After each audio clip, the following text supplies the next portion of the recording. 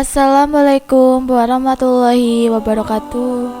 Jumpa lagi dengan channel Safa Media Entertainment yang setiap harinya menghadirkan kisah-kisah menarik dan inspiratif. Kali ini kami akan membagikan kisah berjudul Kisah anak petani jadi bos PDAM di Surabaya sempat jualan kue untuk bantu keluarga. Sahabat Safa Media, Mujiaman Sukirno merupakan seorang di balik kesuksesan PDAM di Surabaya selama 3 tahun terakhir. Namun, sedikit orang yang tahu bahwa ia tumbuh dari keluarga yang kurang mampu. Walaupun ia bukan berasal dari keluarga yang berada, ketekunan dan kerja kerasnya berhasil membawanya kepada kesuksesan sekarang ini.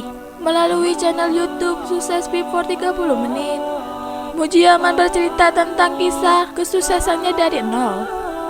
Ia mengaku kehidupan masa kecilnya sangat kurang karena ia berasal dari keluarga buruh tani di sebuah desa di Blitar, yang mana penghasilan ayahnya tidak seberapa. Pria kelahiran 1968 ini merupakan anak kedua dari 3 bersaudara.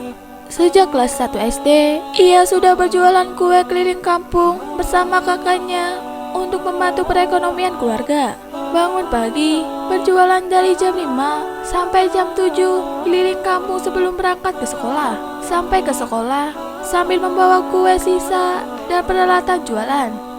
Ujar Mujiman bernostalgia. Ketika duduk di bangku SMP, ia menjadi siswa yang memiliki banyak prestasi. Hal ini membuat sebuah keluarga yang tinggal di dekat sekolahnya mengangkat Mujiman menjadi anak angkatnya. Selama 3 tahun menjadi anak angkat dari juragan sapi, ia mendapat fasilitas yang memadai untuk mendukung dalam belajar. Selain itu, ia juga mendapatkan perbaikan gizi, perubahan postur tubuh Mujiman yang sangat berbeda. Dari dulunya kurus hingga menjadi yang berisi. Singkat cerita, karena kecerdasan dan ketekunannya selama sekolah, akhirnya ia berhasil melanjutkan kuliahnya ke Surabaya. Institut Teknologi 10 November atau ITS. Pada tahun 1992, ia lulus menyandang gelar sarjana teknik kimia. Mujiman membutuhkan 6 tahun untuk lulus. Ia membeberkan dalam 6 tahun itu, ia sangat suka kuliah. Fokusnya di kegiatan organisasi dan menjabat sebagai ketua himpunan teknik kimia ITS. Setelah lulus, berkat doa orang tua, ia mendapatkan kesempatan untuk belajar di perusahaan di Jepang. Bekerja selama 3 tahun untuk orang Jepang membuat dirinya banyak belajar perihal etos kerja, mulai dari perencanaan, kedisiplinan, serta ketelitian. Dan pada usia 29 tahun, ia mendapatkan tawaran untuk bekerja di perusahaan Amerika. Dulunya bernama Naluk Water, yang kini dikenal dengan Ecolab. Perusahaan ini bergerak di bidang jasa air. Perusahaan yang berkantor utama di Jakarta ini memposisikan Mujiman di kantor cabang Surabaya.